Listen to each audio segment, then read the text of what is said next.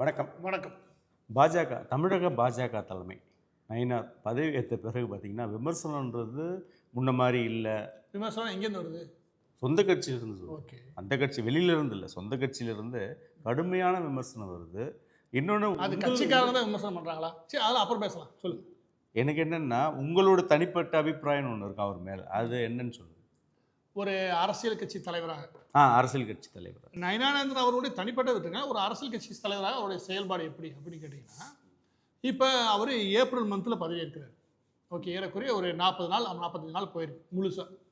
அடுத்த 6 மாதங்களுக்குள்ள உங்களுக்கு தேர்தலுக்கான கூட்டணி, அதோட சேர்த்து கட்டமைப்பு, அதை வெற்றி பெறக்கான வாய்ப்புகளை எப்படி உருவாக்குறது. இதுதான் எனக்கு தெரிஞ்ச ஒரு மாநில தலைவராக இந்த சூழலில் பதவி ஏற்கக்கூடிய நபர்களுக்கு இருக்க வேண்டிய அதிகப்படியான கடமை.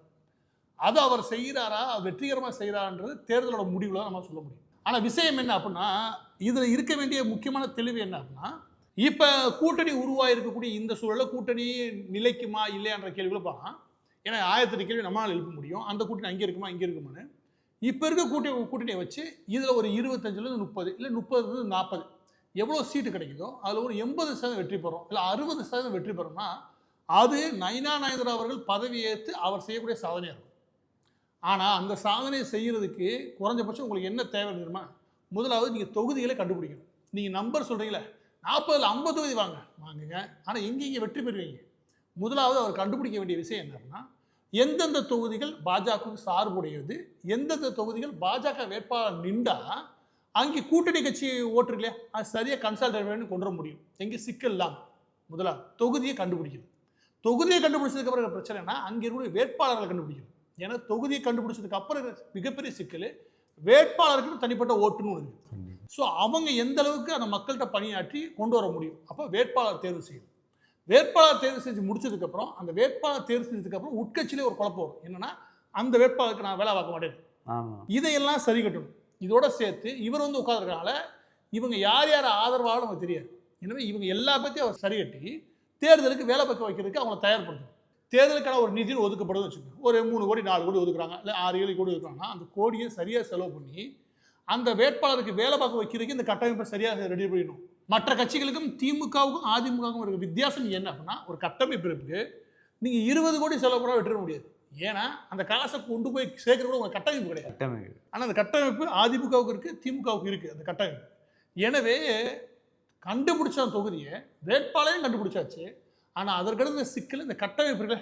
இதில் நம்ம எங்கெங்கே குறைபாடு இருக்கும் அந்த இடத்துல எப்படி மாற்று சக்திகளை உருவாக்குறது, இல்லாட்டி அதிமுகவுடைய ஒரு பகுதியாக அவங்கள இணைச்சிக்கிட்டு அவங்கள வேலை வாங்கி வெற்றி பெற வைக்கணும். இதெல்லாம் நான் உங்களுக்கு குறிப்பிட்டு சொல்கிறீங்க. நயினா நாகேந்திரன் அவருடைய தனிப்பட்ட செல்வாக்கில் தான் அவர் போட்டியிட்ட தொகுதியில் அவர் ஓட்டு வாங்குறாரு. 33% ஓட்டு வாங்குறாரு. இதே ஓட்டை தான் நீங்கள் 20 கோடி செலவு பண்ணி, எனக்கு 16 கோடிக்கு மேலே செலவு பண்ணி ஒட்டுமொத்த மீடியாவுக்கான அட்டென்ஷன் கொடுத்து நீங்கள் கோயம்புத்தூர் வாங்குறீங்க. ஆனால் எந்தவித அட்டென்ஷன் கொடுக்காம போதுமான அளவுக்கு ப்ரெஷராக அறிவிச்சு நீங்கள் எத்தனை பேர் நீங்கள் நியூஸ் பேப்பர் பார்த்துருப்பீங்க.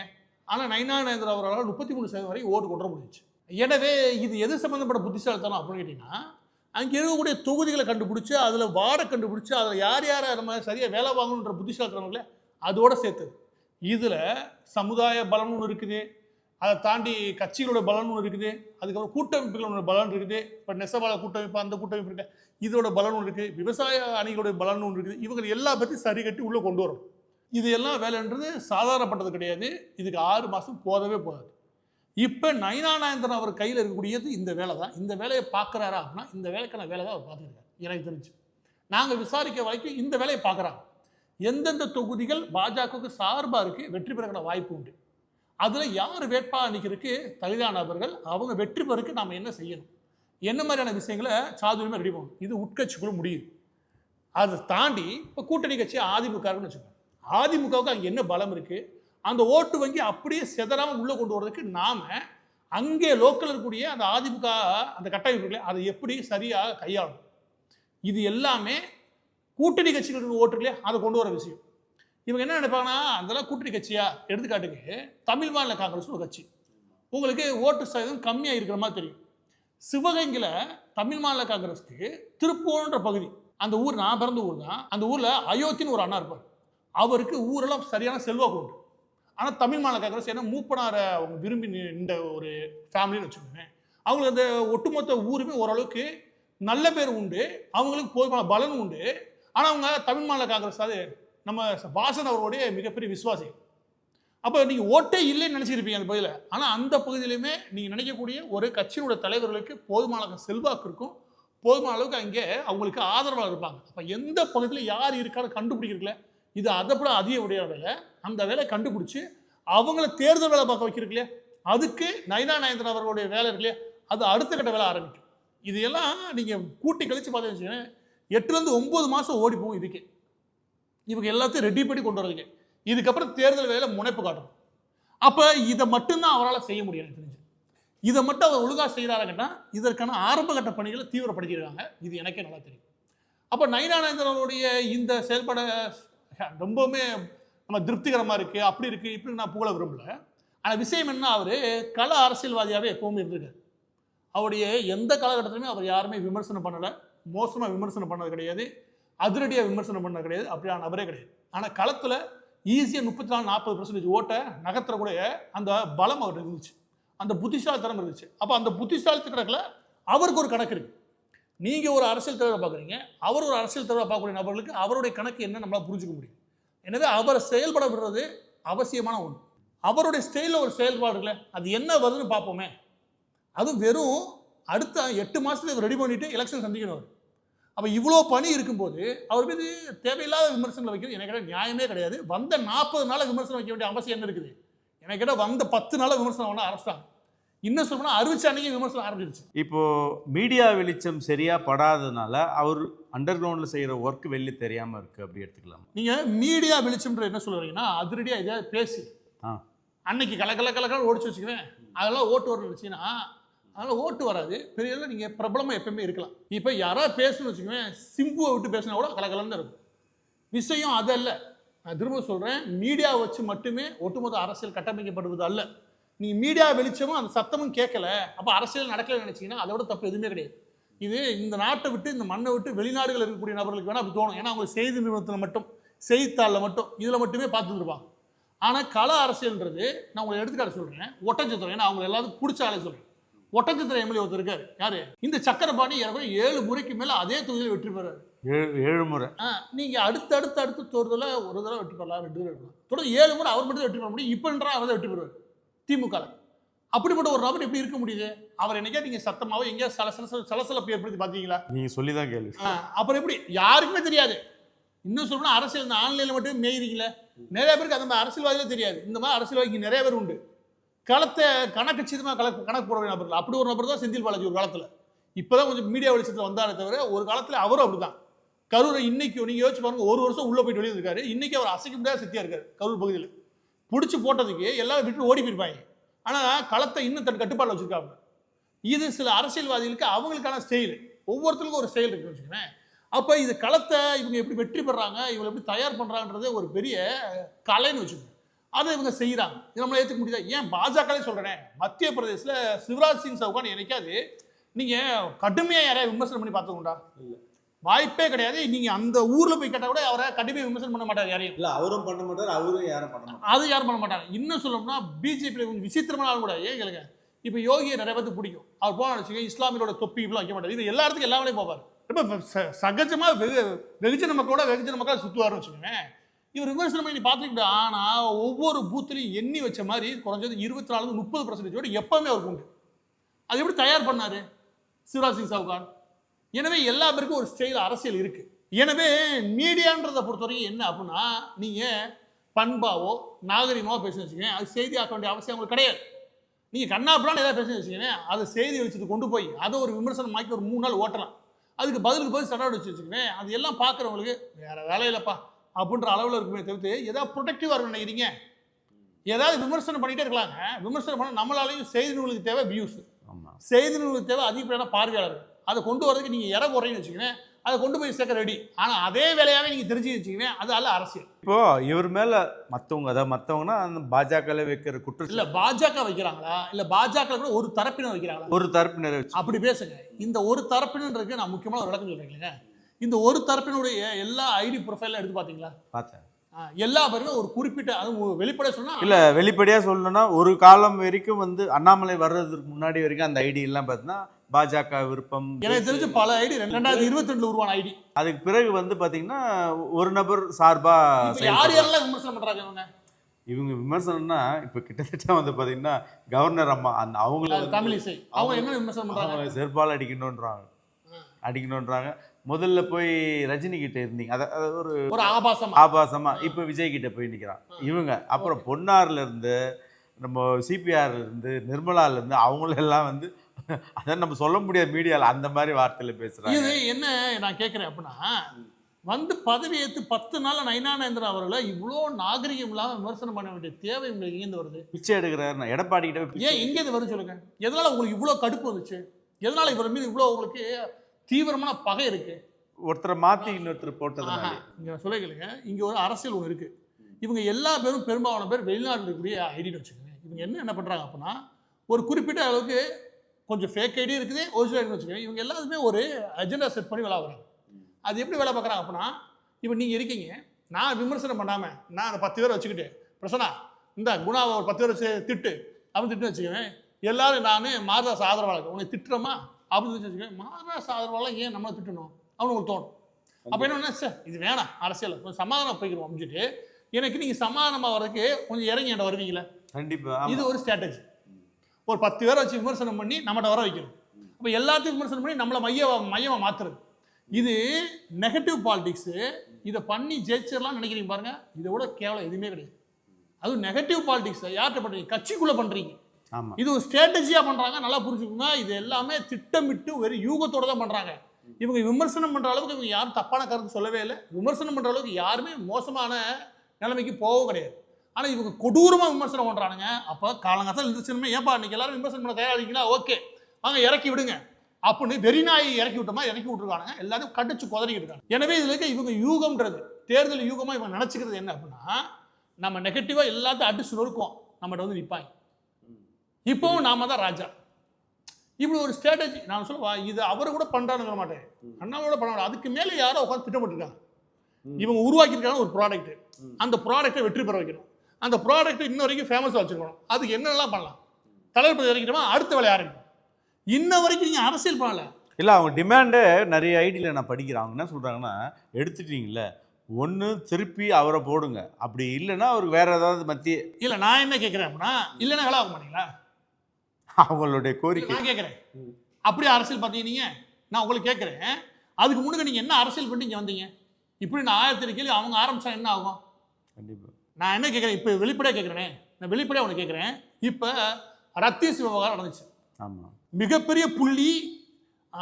உதயநிதிக்கு லெஃப்ட் ரைட்டு ஆமாம் பிடிச்சிருக்கானுங்க ஏகப்பட்ட பேரை. இதில் நீ உங்களோட கருத்து என்ன? நீங்கள் என்ன வச்சீங்க? ஏன் விமர்சனம் வைக்கவே இல்லை? எங்கே போச்சு அந்த விமர்சனம்? பேசவே இல்லை அதை பற்றி. அது சரி, நயினா நாகேந்திரன் பேசல, ஓகே. ஏன்னா அவர் சாஃப்டாக அரசியல் பண்ண முடியாது. நீங்கள் எங்கே போனீங்க? அப்போ இங்கே 1008 கேள்வி எப்படி வச்சுக்கோங்க. ரத்தீஸை எப்போ சந்திச்சிங்க முதல்ல வந்துடும் வேலை. எப்படி ஒட்டஞ்சத்திர எம்எல்ஏக்கு தொடர்பு இருக்கோ அதே மாதிரி இதையும் கொண்டு வந்து நிப்பாட்டிடுவாங்க. இப்படி கொண்டு வந்து நிப்பாட்டினா அப்போ அரசியல் என்ன ஆகும்? நீங்கள் தான் அந்த சாக்கடை கிளறீங்க. எல்லாத்தையும் விமர்சனம் பண்ணி உங்களால் இங்கே அரசியல் நிற்க முடியும் அப்படின்றது எல்லாமே ஒரு காலத்தில் கருணாநிதி எம்ஜிஆரை வெளியே அனுப்புறதுக்கு பண்ண வேலை. இந்த நெகட்டிவ் பாலிடிக்ஸ் கருணாநிதி எந்த காலத்தில் பண்ண வேலையை இன்னொரு கருணாநிதி வந்து பண்ணியிருக்கீங்க. சத்தியமாக சொல்கிறேன், ஒரு அரசியலை தயார் பண்ணி கொண்டு வந்து யாரும் வைக்கக்கூடாது. உள்ளேருந்து நீனா ஒரு உள்ளுணர்வாக வரணும். அதான் இயற்கை உருவாக்குறது. உங்களுக்கு நரேந்திர மோடி உருவாகிறதோ இல்லை வாஜ்பாய் அவர்கள் உருவாகிறதோ ஒரு கட்டம் வரைக்கும் இயற்கையாக அவங்க உருவாக்கி கொண்டு வந்து இயற்கை. அதுக்கப்புறம் நீங்கள் வேணால் பிரபலப்படுத்துறதுக்கும் விளம்பரப்படுத்துறதுக்கும் நீங்கள் நிறையா யுக்திகளை கையாளமே தவிர, ஆனால் இயற்கையை உருவாக்கணும். இயற்கை தான் எல்லாமே முடிவு பண்ணுது. ஒரு பிஸ்னஸ்மேன் வெற்றி பெறதும். கிரிக்கெட்டில் கூட சொல்கிறேன், சச்சின் ஓரளவுக்கு நல்லா விளையாடலாம், ஆனால் அவர் மேம்படுத்துறதுக்கு ஒரு சில டெக்னிக்கல் வேணால் நீங்கள் இப்போ அவர் மேம்படுத்துறதுக்கு நீங்கள் வேணால் ஒரு சில டெக்னாலஜிக்கலாக இல்லாட்டி டெக்னிக்கலாக வேணால் உதவலாம் தவிர்த்துட்டு, ஆனால் இயற்கை அவருக்கு வரணும். அது கொஞ்சம் தான் உங்களால் கூட்ட முடியும்.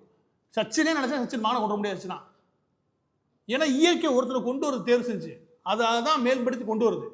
ஆனால் அரசியலில் நீங்கள் அதிகாரம் இருக்குது, காசு இருக்குது, நான் ஒரு ப்ராடக்ட் தயார் பண்ணி கொண்டு வரேன், என்கிட்ட மீடியா வச்சு என்னால் கவரேஜ் கொடுக்க முடியும், இந்த மாதிரி ஸ்ட்ராட்டஜியை பண்ணி என்னால் தொடர்ந்து அந்த ப்ராடக்டை இங்கே பெரும் விற்பனை பொருளாக மாற்ற முடியும் அப்படின்னு நீங்கள் அரசியல் அணுகுனீங்கன்னா, நான் சொல்கிறேன் உங்களுடைய காசும் தோற்கும், உங்களுடைய அதிகாரமும் தோற்றுரும்.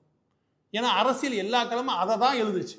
இப்போது இதை எதிர்க்கிறாங்க. இப்போ நயினாரை எதிர்க்கிற ஒரு குரூப் வந்து பிஜேபியில் இருக்கிறாங்க, ஒரு குழு மாதிரி இருக்கிற செயல்படுறாங்க. நீங்கள் சொல்லி அவங்க வைக்கிற கோரிக்கை என்னென்னா, இவர் அடிக்கடி பேசுகிற நம்ம நயினார் பேசுகிற வேண்டிய வார்த்தைகள் வந்து பார்த்தீங்கன்னா எவ்வளோ சீட்டு அப்படின்னு கேட்டால் எண்ணிக்கை முக்கியம் இல்லை, எண்ணம் தான் முக்கியம், இந்த மாதிரி அவர் பேசுறது. இதில் என்ன பேசணும்னு எனக்கு தெரியல, நீங்கள் விட்டுருங்க. நான் என்ன சொல்கிறேன்னா, நீங்கள் திரும்பவும் மீடியாவுக்கு ஏன் போடல அப்படின்ற அளவுக்கு போகிறீங்க. எடப்பாடி பழனிசாமி எப்படி சொல்கிறீங்க, அங்கிட்டு கூட்டணின்னு அவர் அமித்ஷா சொன்னதுக்கப்புறம் இங்கிட்டு போய் எடப்பாடி கிடைக்கும் அப்படின்னு பேச முடியும்? எங்கள் கூட்டணியே டெல்லி முடிவு பண்ணிடுச்சு. இன்றைக்கி அவர் சொல்கிற கூட்டணி முடிவு பண்ண வேண்டியது மத்திய மத்திய தலைமை முடிவு பண்ணது வெற்றிகரமாக கொண்டு போக வேண்டியது மாநில அரசோட மாநில தலைவரோட வேலை. கண்டிப்பாக அவர் மாநிலத்தில் என்ன பண்ணணும், 35 சீட்டு ஒதுக்கணும், 30 சீட்டு வெற்றி பெறக்கு என்ன வேலை ஆகணும் அதுதான் அவர் பார்க்க முடியும். அதை விட்டு நீங்கள் என்ன சொல்கிறீங்க, நீங்கள் எதிர்பார்க்குறது, அதாவது இந்த விமர்சனம் பண்ணுற நபர் என்ன எதிர்பார்க்குறாங்க, எடப்பாடி அங்கிட்டு போய் கழுவி ஊற்றிட்டு போகணும், இதுவே எதிர்பார்க்குறீங்க? உங்கள் கட்சிக்கான தனித்தன்மை ஒன்று இழக்கக்கூடாதுன்றது நியாயம். ஆனால் அந்த இழக்கக்கூடாதுன்றதாக கூட்டணி கட்சியை உங்களுக்கு தான் உட்காருப்பீங்க. இல்லை, அவங்க இன்னொரு கதை, அது நீங்கள் தான் சொல்லணும். அதாவது என்னென்னா, எடப்பாடியே எப்படின்னு நீங்கள் நம்புறீங்க, 26 வரைக்குமே சப்போஸ் விஜய் வரேன்னு சொல்லிட்டாருன்னா, இப்போ சுற்றுலா போயிட்டு எல்லாத்தையும் பிரச்சாரம்லாம் பண்ணிவிட்டு நம்மளால் ஒரு 60-70 மேலே வர முடியாதுன்னு நினச்சிட்ட பிறகு எடப்பாடி கிட்ட எனக்கு 60 சீட் கொடுத்தா போதும்னா கண்டிப்பாக எடப்பாடி வந்து விஜய் கிட்ட போயிடுவார். எல்லா அரசியல் கட்சியுமே எந்த நிமிஷம் வேணால் போகலாம், அதுக்காண்டி எல்லாரும் உட்காந்து எல்லாத்தையும் விமர்சனம் பண்ணியிருப்பாங்க. இன்றைக்கி நீ யாரோட இருக்க கூட்டணியில், இன்றைக்கி யாரோட கூட்டணியில் அதோட நகர்ந்துடும்.